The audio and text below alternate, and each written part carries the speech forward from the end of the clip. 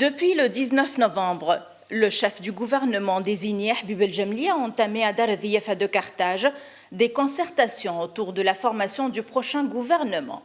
Il a eu dans ce contexte des entrevues avec la majorité des dirigeants des partis politiques, des représentants des organisations nationales, ainsi que de certaines personnalités de la scène politique, médiatique et même artistique.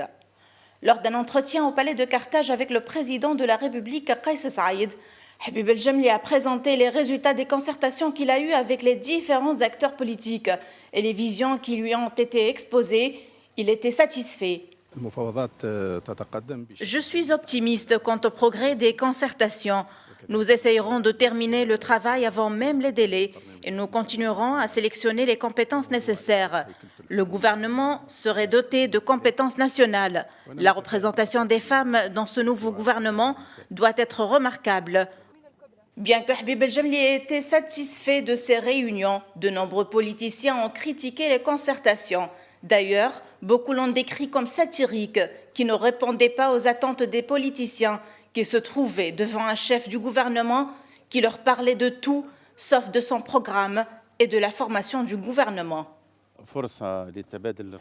Dans cette réunion avec Habib El-Jamli, nous avons juste échangé des points de vue sur la situation du pays. Mais il faut dire qu'aujourd'hui, il n'y a plus le temps pour la politique. Il est temps de faire attention à l'économie.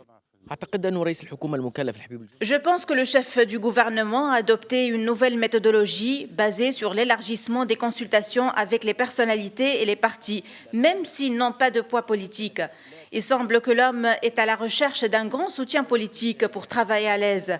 Beaucoup de personnalités politiques ont considéré ces concertations comme n'étant pas sérieuses, puisqu'elles n'ont pas entamé jusqu'à présent ni la composition du gouvernement, ni de ses nouveaux membres.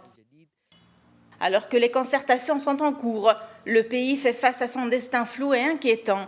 Dans ce contexte, le secrétaire général de la centrale syndicaliste, Nourdine Taboubi, a ordonné aux politiciens d'assumer leurs responsabilités et de former rapidement le gouvernement.